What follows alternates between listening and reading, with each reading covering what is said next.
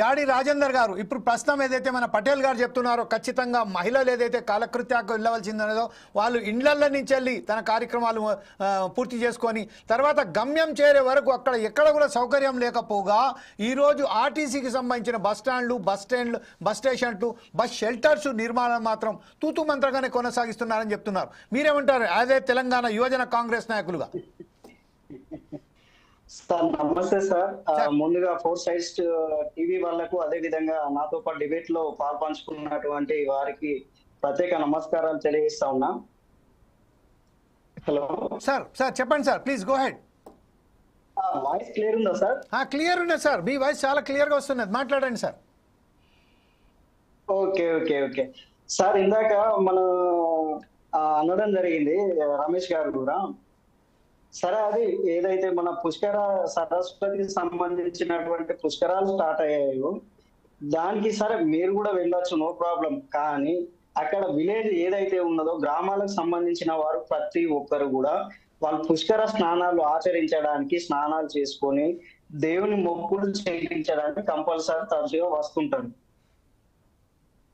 అయితే దాని తరుణంలో ఏదైతే గోదావరికి అని కానివ్వండి, లేకపోతే ఇటు మంచిర్యాల కానివ్వండి, ఇటు ఏదైతే మన రాష్ట్రంలో ఉన్నటువంటి ఆల్ బసెస్ కూడా సపరేట్ ఏదైతే ఉందో లోపలికి కనుక బస్ స్టాండ్ లోపలికి అలౌట్ చేస్తే క్రౌడ్ అనేది ఎక్కువ అయిపోయి ఏదైతే ప్రజలు తీవ్ర ఇబ్బందులు పడతారు అనే ఉద్దేశంతో మన కాళేశ్వరానికి సంబంధించినటువంటి అవుట్స్కట్ లో హలో చెప్పండి సార్, దానికి సంబంధించినటువంటి ఎలాంటి ప్రాబ్లమ్స్ జరగకుండా గవర్నమెంట్ అనేది చాలా వరకు కూడా ప్రొటెక్ట్ చేయడం జరిగింది.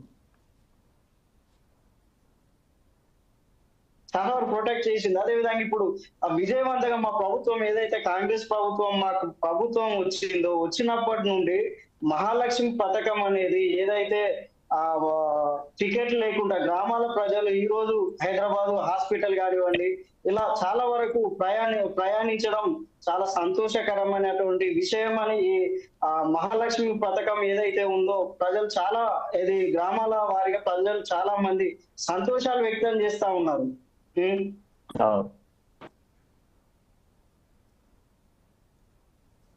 ఇలాంటి దాన్ని పొగడాలి తప్ప తప్పులేదు. సరే, మీరు అందరూ కొన్ని సదుపాయాలు ఏవైతే ఉన్నాయో వాస్తవానికి గత ప్రభుత్వాలు ఏవైతే ఉన్నాయో మండలాల వారీగా డివైడ్ చేసిన లోకే, కానీ వాస్తవానికి మండలాల వారీగా బస్ స్టాప్లు అనేటివి లేవు.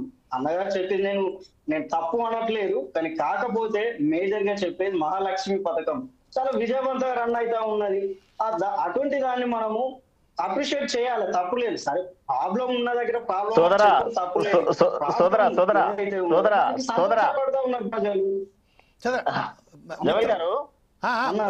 రమేష్ పటేల్ గారు ఏదో మీతో మాట్లాడదలుచుకున్నారు. రమేష్ పటేల్ గారు ఏదో మీతో చెప్పండి పటేల్ గారు. చెప్పండి. సోదరుల పేరేంట అన్నారు, నేను సరిగా వినలేదు. జాడి రాజేందర్ గారు. రాజేందర్ గారు విజయవంతంగా మహాలక్ష్మి పథకం సాగుతుంది అంటున్నారు. విజయవంతం అని మీరు చెప్పుకోవద్దండి. ఎందుకంటే ఒకప్పుడు ఎక్కిన ప్రతి ప్యాసింజర్ కి, ప్రయాణికునికి సీటు దొరికేది. సరే, ఈ పథకం ప్రారంభమైన రోజుల్లో అయితే జడలు పట్టుకొని కొట్టుకున్నారు, అది వేరే విషయం. ఇప్పుడు నేను దానిలో బోదలుసుకోలే. కానీ ప్రస్తుతం డబ్బులు కొనుక్కొని ప్రయాణం చేసే ప్రయాణికునికి, ఒక పురుష ప్రయాణికునికి ఏమో సీటు దొరకట్లేదు. ఉచితంగా ఇస్తే ఆ పథకం సరే నడుస్తుంది, పథకం ప్రకారం వాళ్ళు కూర్చుంటారు, నేను దాన్ని తప్పపట్టట్లేదు. కానీ బస్సులు ఎక్కడైనా ఒక బస్సు పెంచిందా ఇప్పటి వరకే? ఒక్కొక్క డిస్టిక్ కి 1200 నుంచి 1500 బస్సులు రిక్వైర్మెంట్ ఉందని చెప్పి ఒక్క నిమిషం చెప్పనివ్వండి. బస్సులు విజయవంతంగా రన్ అవుతుందని మీరు ఎప్పుడు చెప్పాలంటే, ప్రయాణం చేసే ప్రతి ప్రయాణికుడు, ఆర్టీసీలో ప్రయాణం చేసే ప్రతి ప్రయాణికుడు సౌకర్యవంతంగా ప్రయాణం చేసినప్పుడు మాత్రమే అది విజయవంతం అవుతుందని మీరు చెప్పుకోవాలండి. ఏదో తాంబూలం ఇచ్చాం తన్నుకు చావండి అని చెప్పి ఒకటి రిలీజ్ చేసి, ఈ మాట మీరు నేను రాజకీయ పార్టీల తరఫున కాదండి, మన సోదరులు ఆర్టీసీ సోదరులు ఉన్నారు, అందులో ఎంప్లాయీస్ ఉన్నారు వగైరా, వాళ్ళు చెప్పాలి ఈ మాట. ఇదే విషయంపై ఒక